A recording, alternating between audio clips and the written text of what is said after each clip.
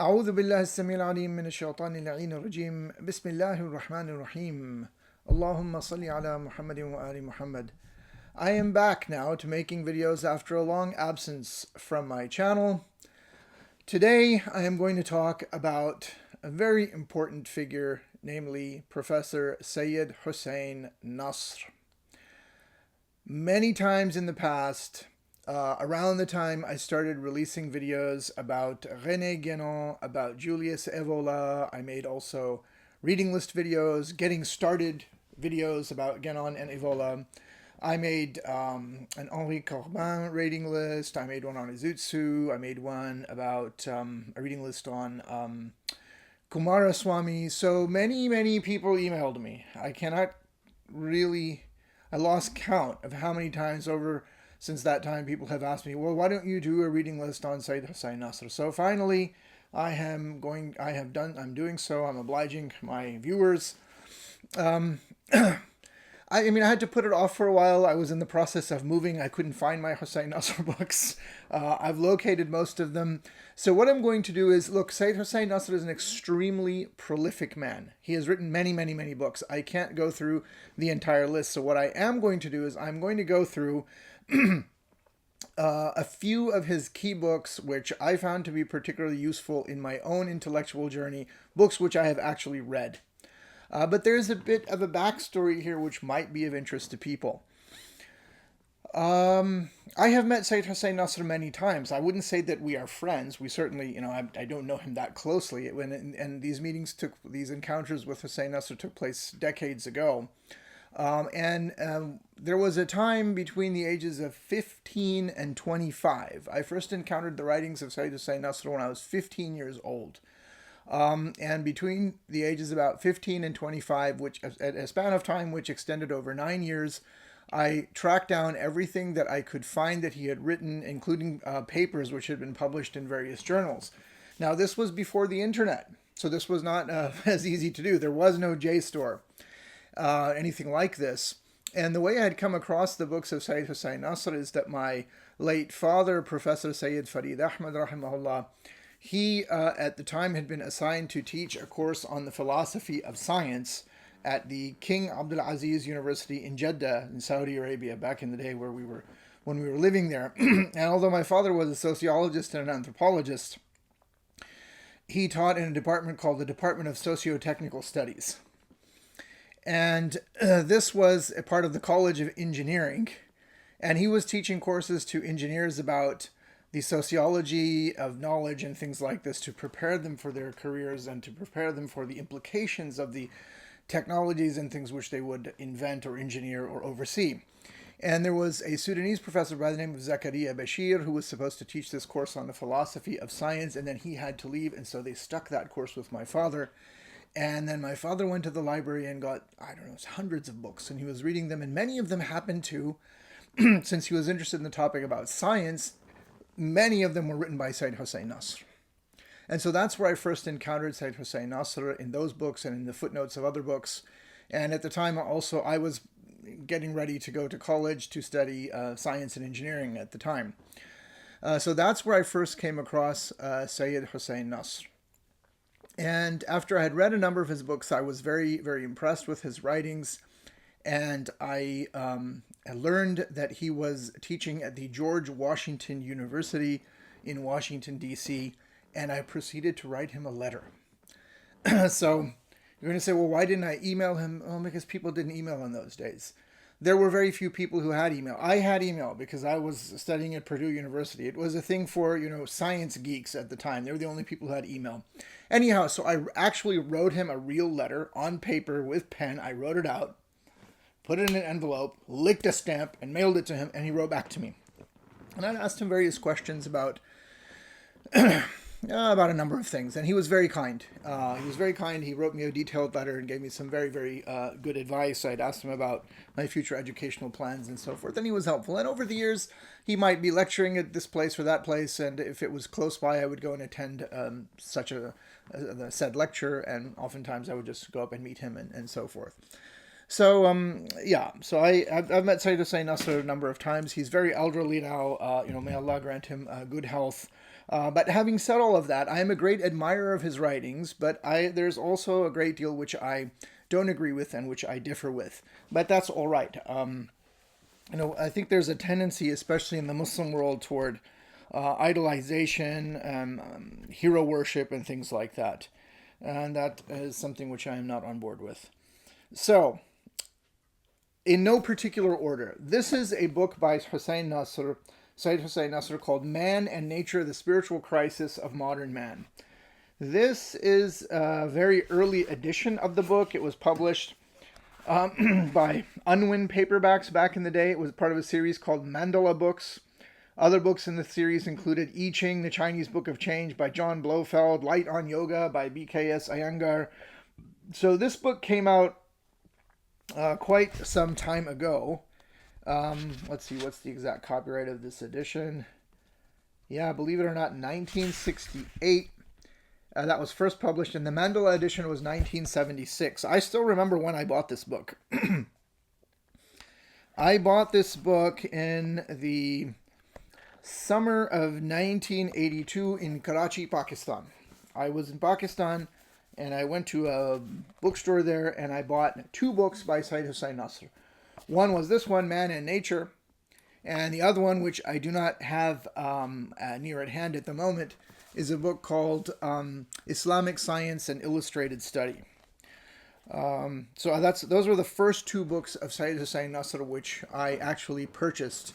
And I remember reading this when I was a younger man, and I have many notes in this book. This was a very important book. It was a kind of a unique book at the time because there was a lot of interest in ecology, and it was a kind of a new thing that the human race is destroying the planet and we need to do something about this. And many sort of counterculture types who were at the time known as the hippies, who started in the 60s and they extend sort of into the 70s also, although they do have some roots, I think, probably in the late 50s. And it was very much a concern, ecology, the concern with pollution and things like this. And so Hossein Nasr wrote a really fascinating book on the crisis in nature and ecology, and how this was a symptom of a larger spiritual crisis. And he writes this from the point of view of religion as such, a genuine religion with a capital R, or tradition with a capital T. It has 4 chapters. The Problem. This is after the introduction. The Problem. The Intellectual and Historical Causes. Some metaphysical principles pertaining to nature, and certain applications to the contemporary situation. So this book is perhaps in some ways out of date, but in other ways, I think this book was certainly ahead of its time, and I still find this to be an interesting book, and from time to time I go back and look at it. Another very old book of Seyyed Hossein Nasr, but which was really an excellent contribution, was this book published in originally 1964 by Harvard University Press, and that is 3 Muslim Sages. This is still a book I recommend to people, although it is in some respects, of course, out of date. Who are these 3 Muslim sages? Well, they are Ibn Sina or Avicenna, Suhrawardi or Shihabuddin al-Suhrawardi al-Maqtul, and none other than Muhyiddin ibn al-Arabi. Now, you have to understand, at the time when he wrote this was a very accessible book introducing these seminal figures of the Islamic intellectual heritage to an English readership. So this is also, in many ways, I would say, a pioneering work. And, at the time, he as I said, so this book may be a bit out of date, but it's very, very well footnoted in terms of the sources which are available to him at the time. So this is another very interesting book, which I still recommend to people. It's still a great introduction, just a very accessible introduction to Ibn Sina, Suhrawardi, and Ibn Arabi, all in one short book. Seyyed Hossein Nasr has also written a number of collected essays. Let's leave the essays to last. Let's talk about probably one of his most famous books. This is an introduction to cosmological doctrines. This also has more than one edition. This is the Shambhala Press edition, which was published in Boulder, Colorado in 1978. This is The published version of Seyyed Hossein Nasr's Ph.D. dissertation, again, originally came out in 1964 from Harvard University Press. This is a very detailed book. Like I said, it's a PhD dissertation. In this, Seyyed Hossein Nasr looks at the cosmological doctrines of three currents, or actually one sort of intellectual current and two people. That one intellectual current is a group of people known as the Ikhwan al-Safa, the Brethren of Purity. That's part one of the book. Part two of the book is devoted to Al-Biruni, and part three is devoted to Ibn Sina. Al-Biruni and Ibn Sina were contemporaries. Again, this book is in many respects out of date in terms of the sources and so forth, but it's still a very interesting account of cosmological doctrines. Here too, I think Seyyed Hossein Nasr was probably ahead of his time in dealing with these issues. Cosmological doctrines in particular, things which are also associated with what we may call the occult sciences. That's become a whole big area of research now. So in that respect, it was kind of ahead, I would say. A similar book is Science and Civilization in Islam by Seyyed Hossein Nasr. This is the second edition. This book was also written a long time ago. Let's get the exact date. So the second edition, the second edition was by the Islamic Text Society in Cambridge, back in the day when they had that bookstore at Green Street. So this was in, that was 87. But again, the original edition is Harvard, 1968. So like I said, this is the second edition. This deals with what he calls the universal figures of Islamic science. And a lot of great scholars mentioned here. There's Ibn al-Haytham, Al-Kindi. Again, the Brethren of Purity comes back to them. Al-Khwarizmi is associated with the development of algebra. Umar Khayyam, also associated with algebra. There's a lot of things going on in this book. This is an important book. I think the most interesting chapter is chapter 12, which deals with the controversies of philosophy and theology, especially among the later schools of Islamic philosophy. This is a rather dense read. There's a lot of excerpts from works in Arabic which have been translated for this. And this is a particularly favorite volume of my collection because it is autographed by Seyyed Hossein Nasr.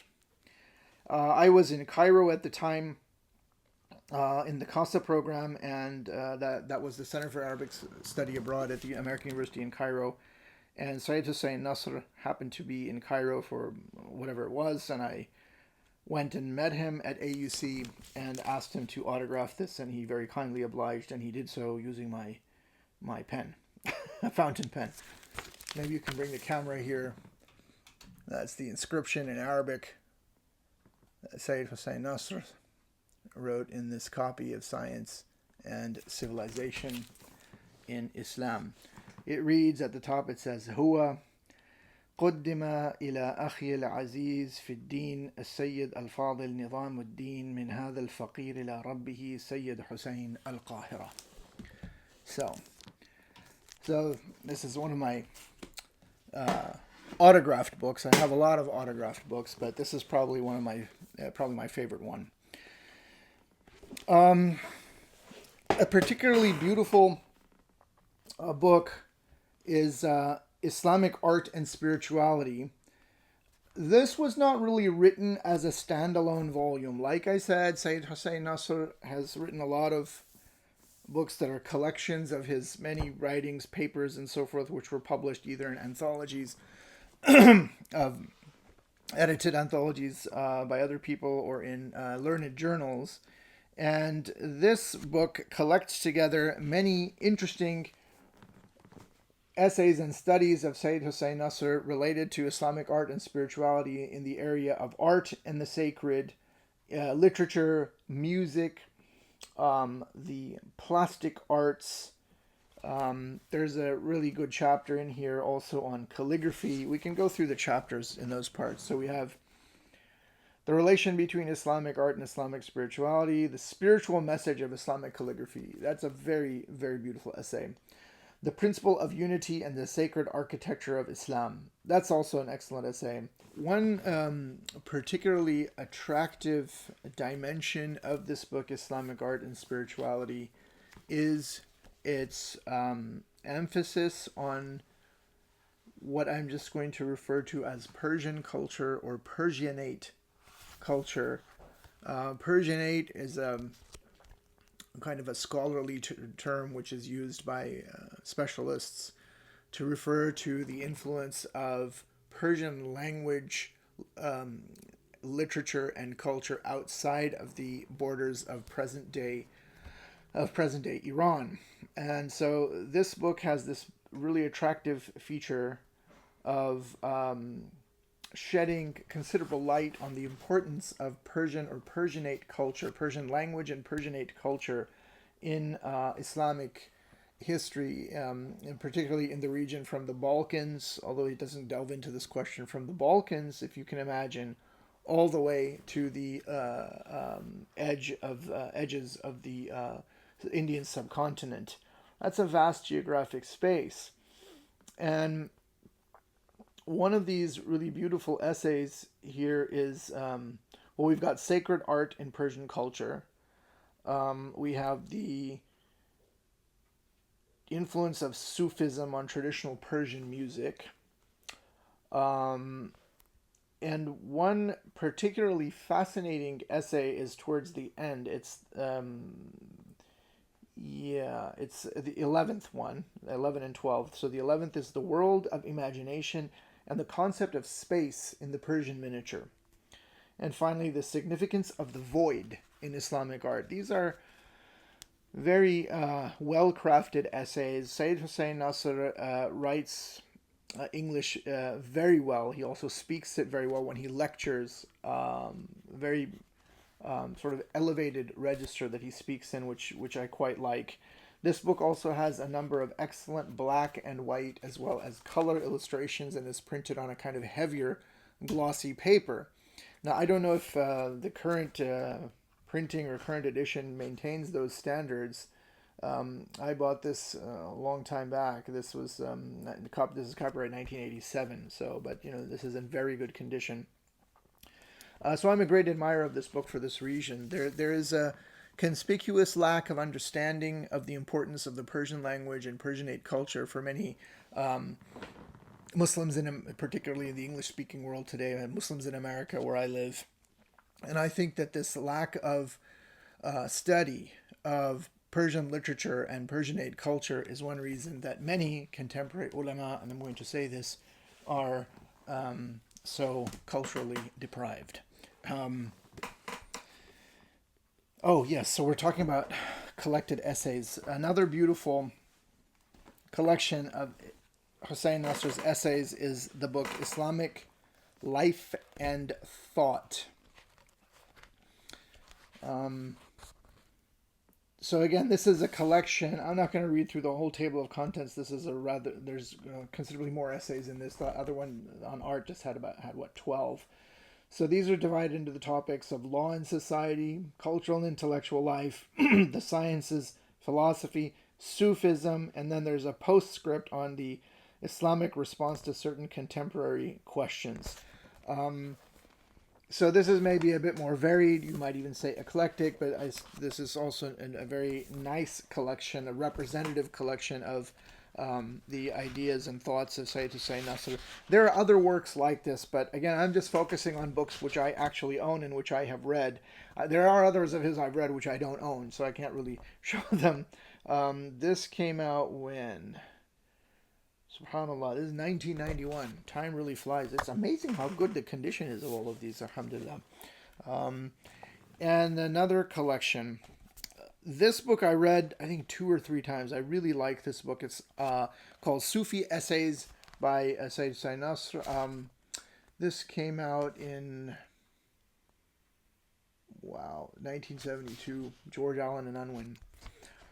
These are some of the most interesting essays on Sufism I certainly ever read. When I was in my 20s, So we've got Sufism and the perenniality of the mystical quest, Sufism and the integration of man. He has an excellent essay on the school of Ibn al-Arabi in the 7th century of the Hijrah. I already talked about his book Man and Nature, so he has an essay here, it's essay 10 in part 3, called The Ecological Problem in the Light of Sufism, the Conquest of Nature and the Teachings of Eastern Science. What does Islam have to offer to the modern world? That's the concluding essay. But I think, and of course everyone will have their favorite, but my, I suppose my favorite essay in this collection, Sufi essays, is called, it's number 8. It's Shi'ism and Sufism, their relationship in essence and in history. That is a very interesting essay. We could probably do a whole video on that separately if you want. Maybe I'll do that at some point. But Seyyed Hossein Nasr, of course, is originally from Iran. He's American now, American citizen, lives in the U.S. He's definitely from a Shīʿah background, and so it's a very interesting, and of course he's involved in Sufism, so it's very interesting to see his perspective there. So these are the books of Seyyed Hossein Nasr that I have. I wanted to show you that book, Islamic Science and Illustrated Study. It's a stunning, visually stunning book. It's a large size format. It has many, many beautiful diagrams, illustrations, and color photos. It came out in 1976 as part of something called the World Festival of Islam. However, it received a considerable amount of criticism by specialists in Islamic science because they don't share Seyyed Hossein Nasr's perspective, the traditional perspective with a capital T, in which, of course, primacy is given to metaphysics and metaphysical teachings, and science is thus seen from that perspective or through that lens, if you will.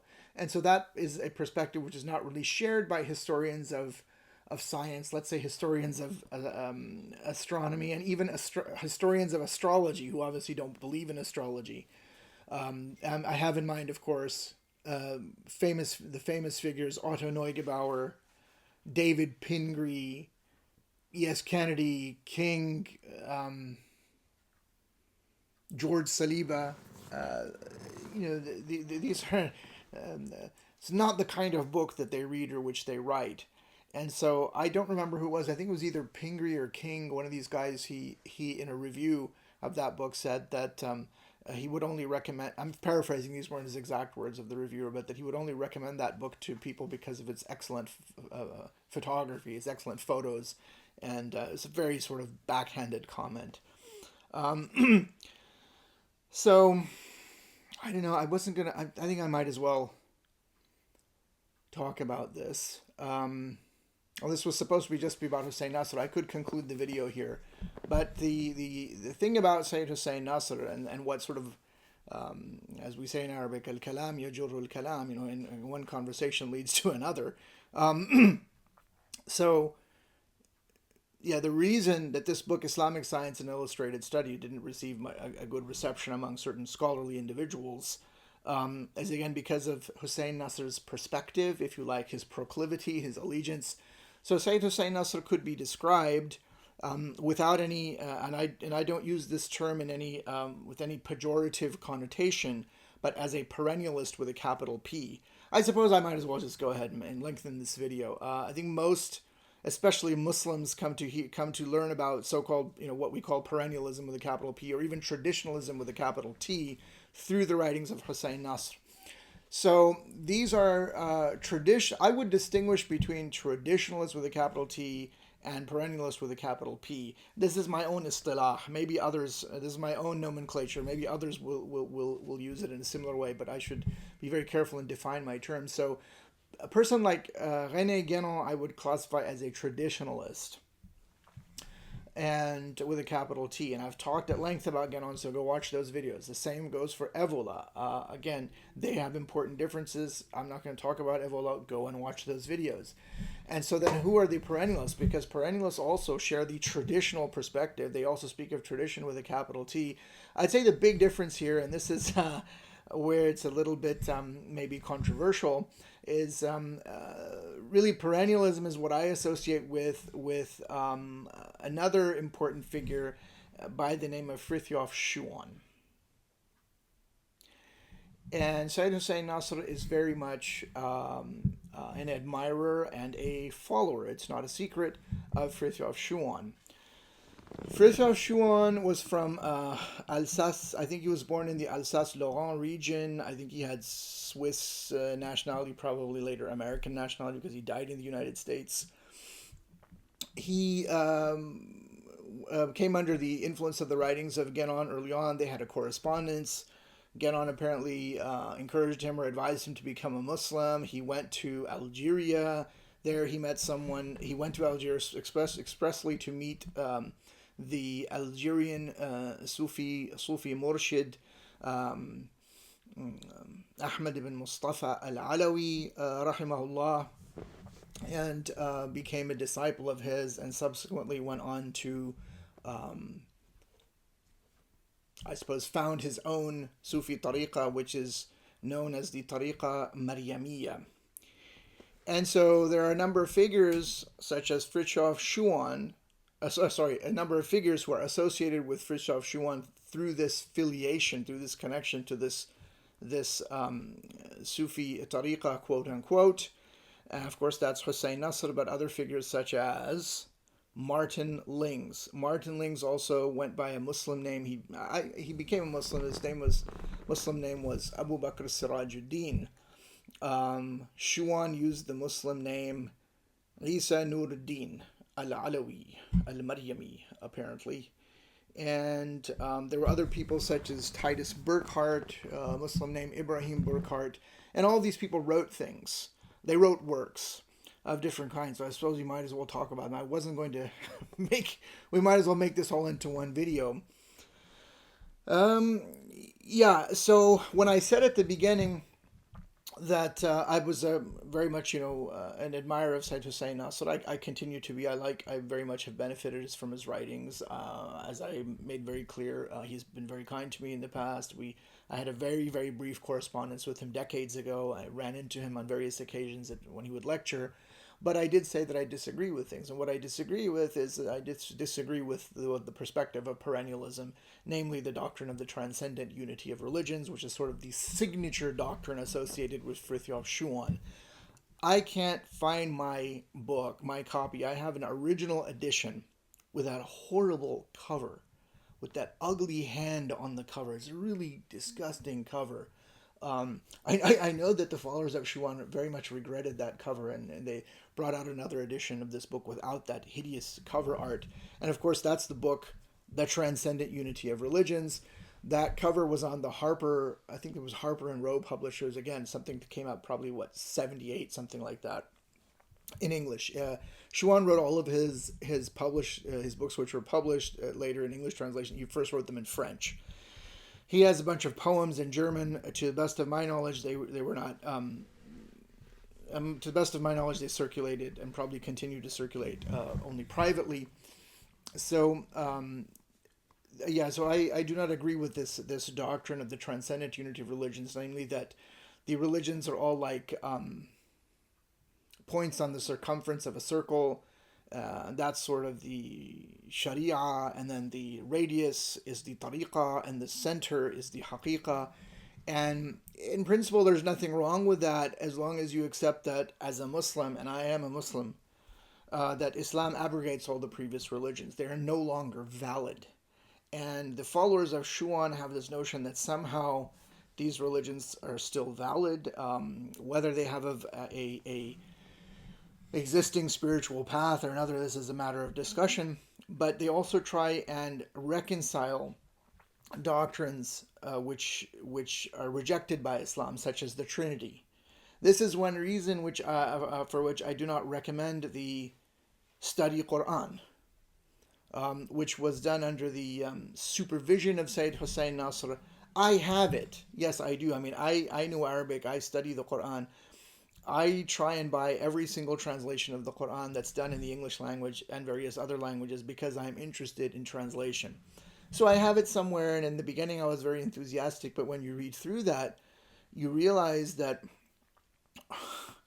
various things have been done there, especially by Joseph Lombard, I think is his name, isn't it?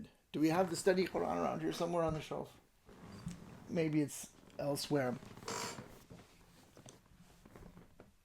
Was it Joseph Lombard? And who was the guy who was involved? I don't want to get the name wrong.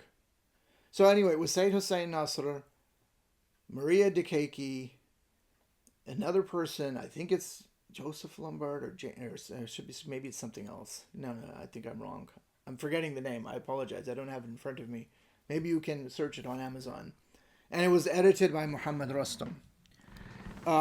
So this idea that somehow the Trinity is not is a valid teaching is very problematic. The Quran is very clear.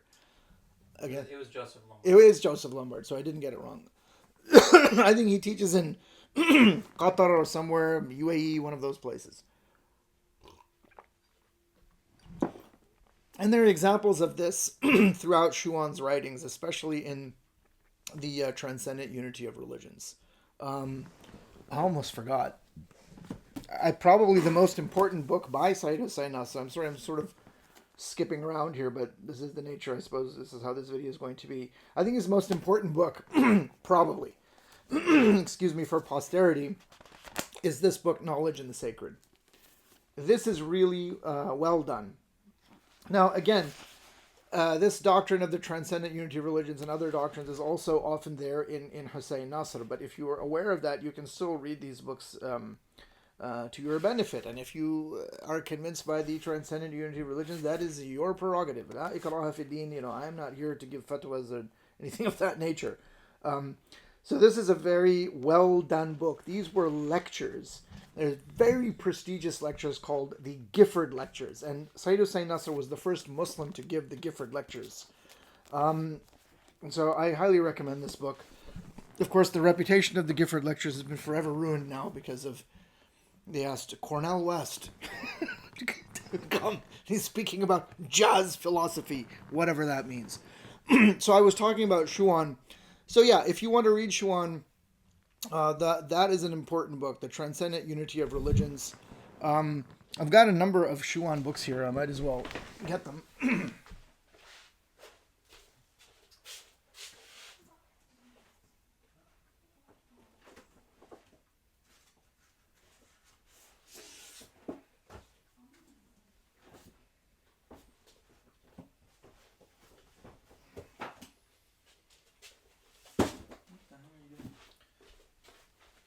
Yes, so talking about Schuon, like I said, The Transcendent Unity of Religions is probably his most important book that sort of really displays his ideas. Another really important book is Understanding Islam. These have gone through several editions, so I'm not going to give you publication details and so forth. Nowadays you can just go and search. This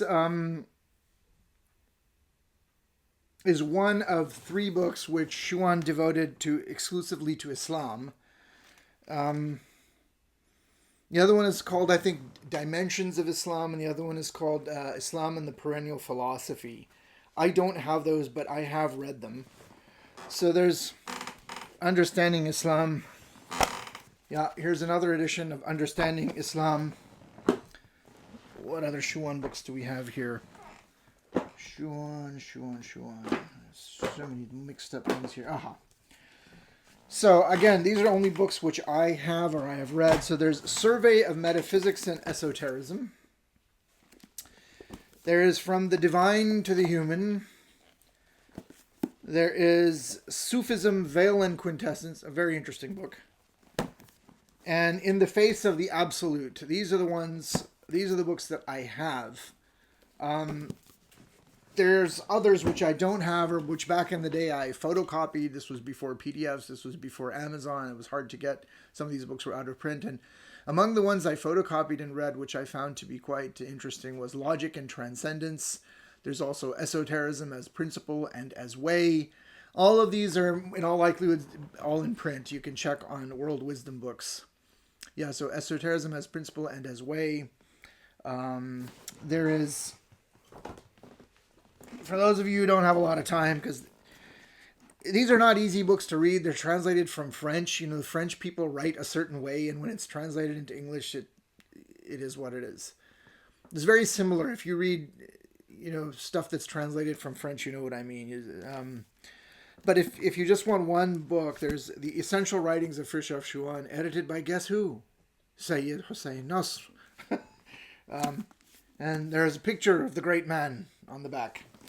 There's another book like that, First of Shuan, Messenger of the Perennial Philosophy, a rather grandiloquent title, edited by Michael Oren Fitzgerald, with a foreword by William Stoddart. These are all followers of Shuan. There's a really unusual book of Shuan's, which I don't think is in print anymore. It would probably get him in trouble. Of course, he's deceased. But it's a very interesting work. It's called Castes and Races. The footnotes in this book are of great interest because of the remarks that he makes about blacks and Chinese and other races.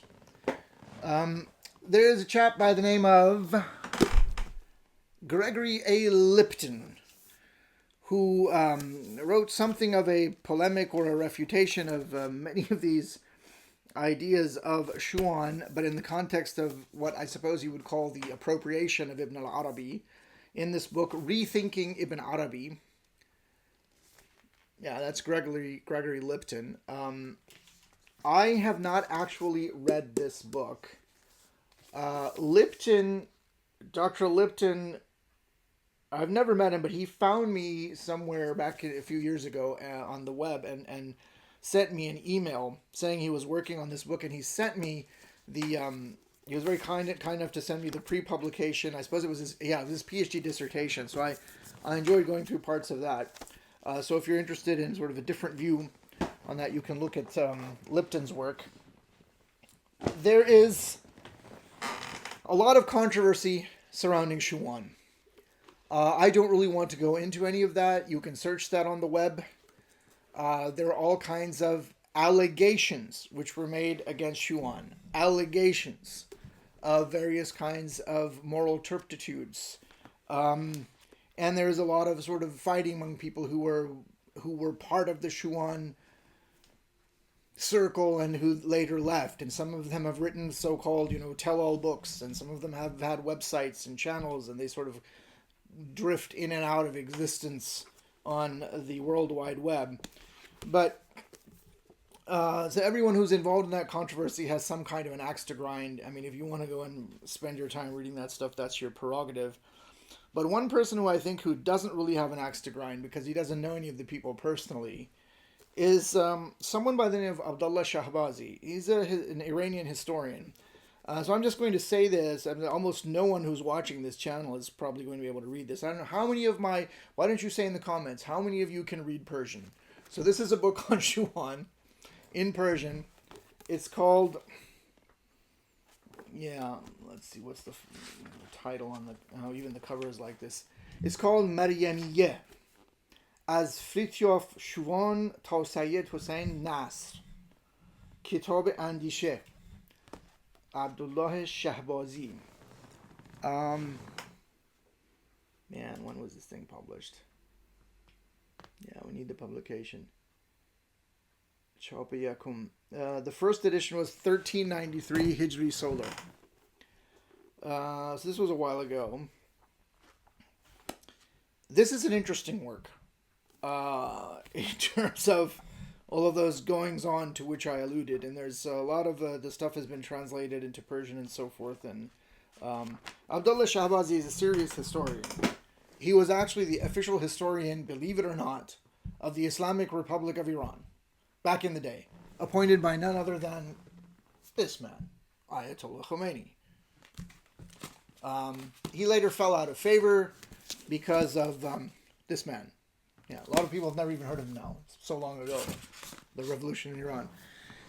So he was appointed like the official historian of the Islamic Republic. Later, he fell out of favor because for politics, and he subsequently left Iran. But that's an interesting book.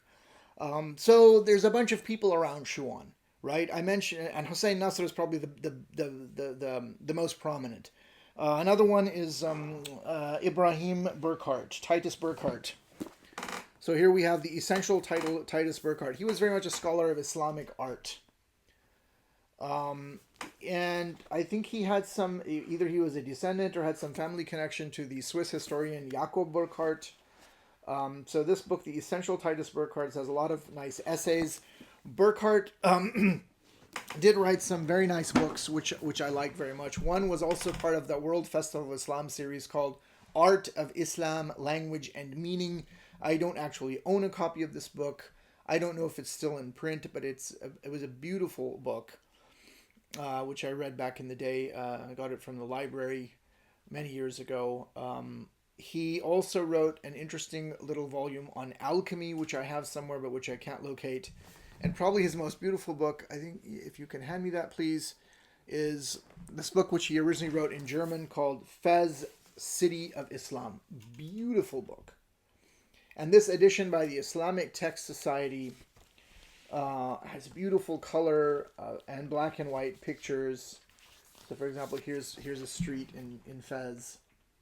It's a really nice photo. If you like black and white, there's color. Let's find a good one. Is there a good color picture here? Yeah, here's an illustration from a manuscript. Anyway, this is a beautiful, beautiful book by Burckhardt. And Burckhardt lived in Fez in the early part of the 20th century, and he spoke Arabic, and he lived there for some time. The first really good translation of the Fusus al-Hikam of Muhyiddin ibn al-Arabi into English by R.W.J. Austin, published by Paulist Press, had a foreword by Titus Burckhardt. Other people who have some association with the perennialist school would be Jacob Needleman. I wouldn't say that he was a card-carrying Maryamiyya. He certainly was not. But he was very much influenced, and he produced a very nice book with a very ugly cover called The Sword of Gnosis. Metaphysics, Cosmology, Tradition, and Symbolism, which has a number of really hard to find essays. Maybe now they're not so hard to find, but no, even now they would be. Which he gathered all into one place. Essays by, of course, Schuon, by Lings, writing as Abu Bakr Sirajuddin, by Titus Burckhardt, and a couple by Guénon. All right. So there's another person by the name of Marco Pallas. He was a British mountain climber of Greek origin. He wrote two books, which I also have, but I don't have them nearby. One was called The Way in the Mountain, and the other one was called what? The Way in the Mountain was a series of essays of his on perennialist themes. He was a follower of Tibetan Buddhism. And his other book, whose title I can't remember at the moment, it was Peaks and Lamas, was about his mountain climbing adventures in northern India, Tibet, Nepal. Finally, I suppose we come to Martin Lings. So Martin Lings has two books which I really like. One of them is Ancient Beliefs and Modern Superstitions.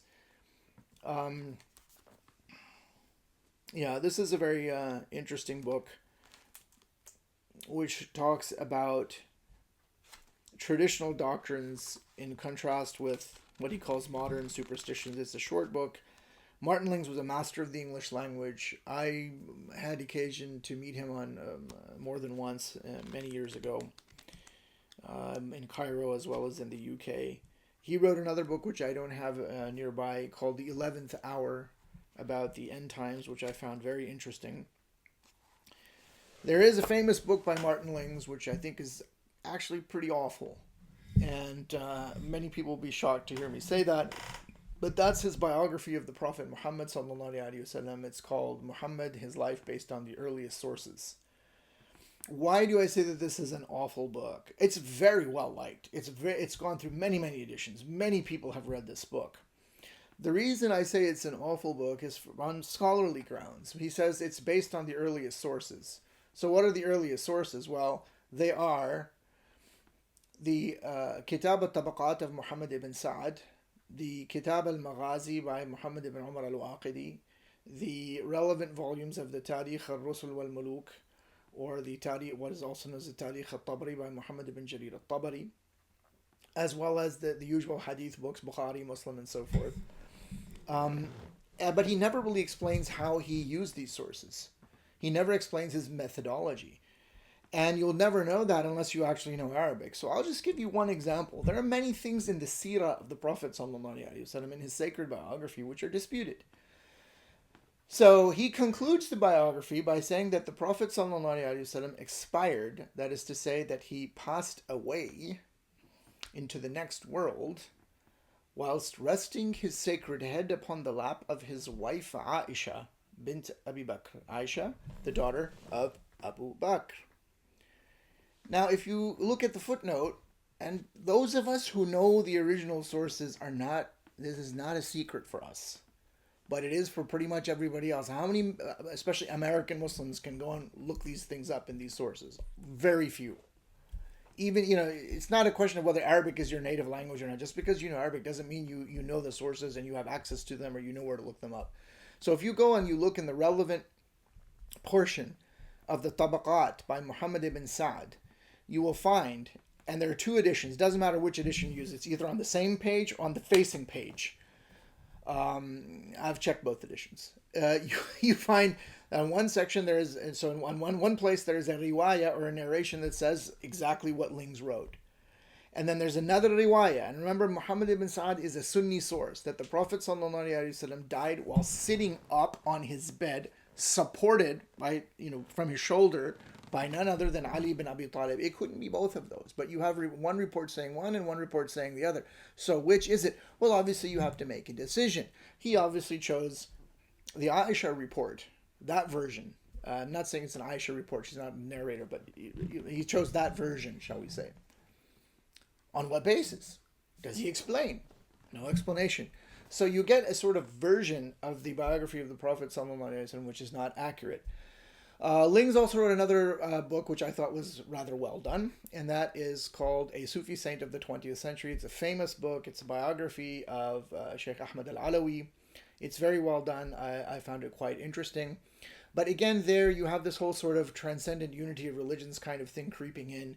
He leads you to believe, or he claims, that the Sheikh al-Alawi wanted to, meet representatives of other religions, other than the French people that were strolling around in Algeria, including his doctor, and that somehow he had some sort of a conciliatory view towards this.